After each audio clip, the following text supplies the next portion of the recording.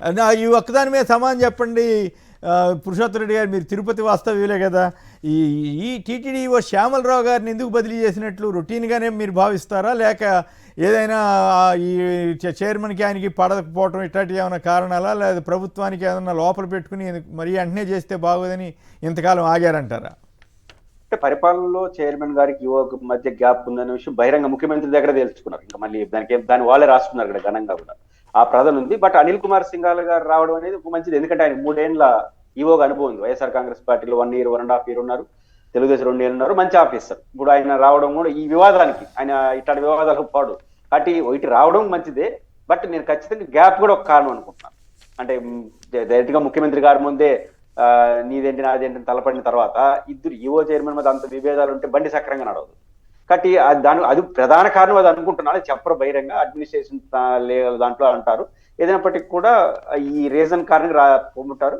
అనిల్ కుమార్ సింగ్ గారు experience personality కాబట్టి ఇవన్నీ సర్దుకుంటాయని ఆశిద్దాం.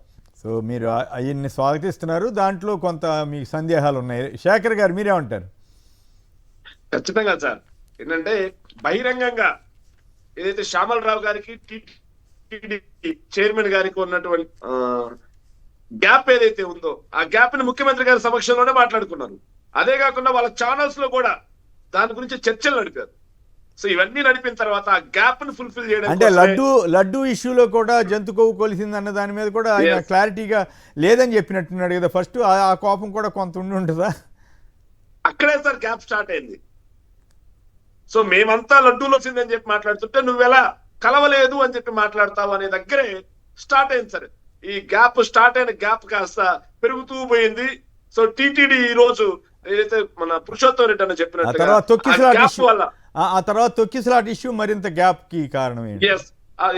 ఆ గ్యాప్ కాస్త ఏదైతే ఇద్దరి మధ్య సమన్వయంతో పనిచేయాల్సినటువంటి టీటీడీ ఏదైతే అహంకార ధోరణితో టీటీడీ ఏదైతే చైర్మన్ ఉండటం, ఈఓకి ఆయనకి మధ్య పొసకకపోవటం ఇన్ని అనర్థాలకు దారి తీసింది. అంటే ఇంకోటి చెబుతారు, అసలు టీటీడీ ఈఓదేమి లేదు, అక్కడ ఇంకెవరు అదనపు ఈఓ ఒక ఆయన ఉన్నారు, మొత్తం అంతా ఆయనే పెత్తనం చేస్తున్నారు అనేది కొంత ప్రచారం జరుగుతూ ఉంటుంది. ఎంతవరకు వాస్తవం సార్? తిరుపతిలో ఎవరిని అడిగినా చెబుతారు సార్, వెంకన్న చౌదరి. ఆయన పేరే వెంకన్న చౌదరి సార్. ఆయన ఏదైతే ఇప్పుడు లోకేష్ బాబు గారు షాడో సీఎం గా ప్రవర్తిస్తున్నట్టు ఆయన షాడో ఈఓగా ప్రవర్తిస్తూ టీటీడీని మొత్తం ఆయన హస్తగతం చేసుకుని ఇవన్నీ జరగడం కూడా శ్యామలరావు లాంటి సీనియర్ ఆఫీసర్ కి నచ్చకపోవటం, వీళ్ళ మధ్య గ్యాప్ క్రియేట్ అవటం. సో ఈ గ్యాప్ ను తగ్గించడం కోసం ఏదైతే ఇంతకు ముందు అనుభవం ఉన్నటువంటి పురుషోత్తమ రెడ్డి అని చెప్పినట్టు అశోక్ కుమార్ సింఘాల్ గారు టీడీపీ ప్రభుత్వంలో చేశారు, వైసీపీలో కూడా చేశారు 1 year పాటు. అనిల్ కుమార్ సింఘాల్ గారు, అనిల్ కుమార్ సింఘాల్ ఆయన్ని ఇక్కడ తీసుకొచ్చి మళ్ళీ పెడుతున్నారు. సరే ఏదైనా సరే టీటీడీలో రాజకీయాలు అనేది వైఎస్ఆర్ కాంగ్రెస్ పార్టీ కూడా రాజకీయాలు కోరుకోవట్లేదు. టీటీడీ ఈ రోజుకైనా సర్దుకోవాలని కోరుకుంటున్నారు. రైట్. మరి ఈయనైనా స్వతంత్రంగా పని చేయనిస్తారా, లేకపోతే మరి షాడో వాళ్ళు ఉన్నారంటున్నారు, మరి వాళ్ళు ఏం చేస్తారు అది చూద్దాం.